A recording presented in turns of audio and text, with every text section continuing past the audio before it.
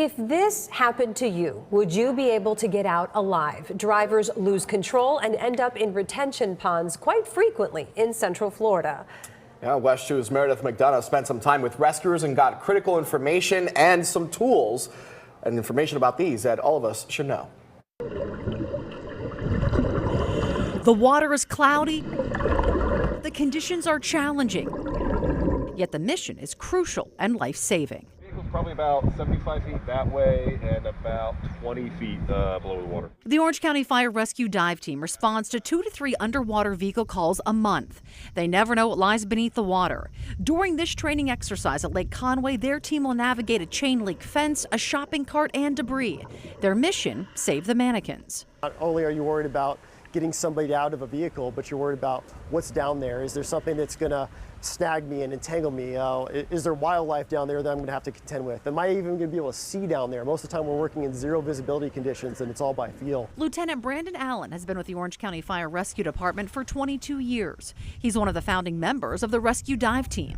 Even with all that training, all that time in the water, when that real call happens, you still feel your heart rate go up. You feel that adrenaline dump, and it is stressful. But the majority of our water rescue calls actually happen on those retention ponds you see on the side of the road. Those small little bodies of water where people drive their vehicle in, either they fell asleep at the wheel, there was an auto accident, or they run into the influence of something. That's where most of our water rescue calls actually take place. Orange County has 88 square miles of water, so on every Orange County fire rescue engine or truck, there are divers and dive gear. 3, 4. Cool, 4 line pulls. There are 200 divers in the program, and it's a rigorous one to get into. Most of our calls are at night, so we really want to get all this stuff dialed in because when these calls happen at 2 or 3 in the morning, we want to make sure that we're 100% ready to go. In this training, one diver is doing the rescue underwater while the instructor is in the water assessing his performance, and another is on land watching everything.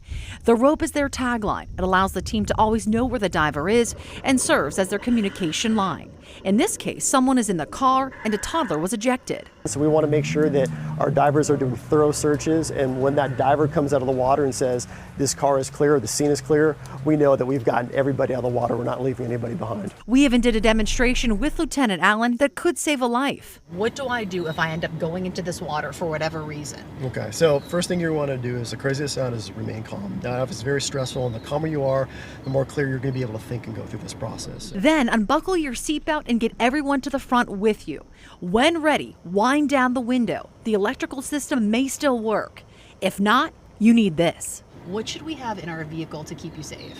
So one thing we always recommend is a window punch tool, and here's one right here. There's many different brands out there. So I literally just take this and push it against the window. Apply pressure to it, yes. I don't absolutely. even have to. I don't have to click a button. There's nothing. Nope. You just apply push pressure to it, and then it will break that glass. And if it doesn't break it the first time, do it again. Keep doing yes. it. Do you recommend that every vehicle, every driver have one of these? Absolutely. You know, we are prepared to go in the water. We're prepared to make that rescue. But if we can educate the public enough where we don't ever have to go in the water to do that because they're able to get out on their own and self-rescue, that's fine by us. You know, we want to see the best outcome, and the best outcome is somebody getting out of that vehicle.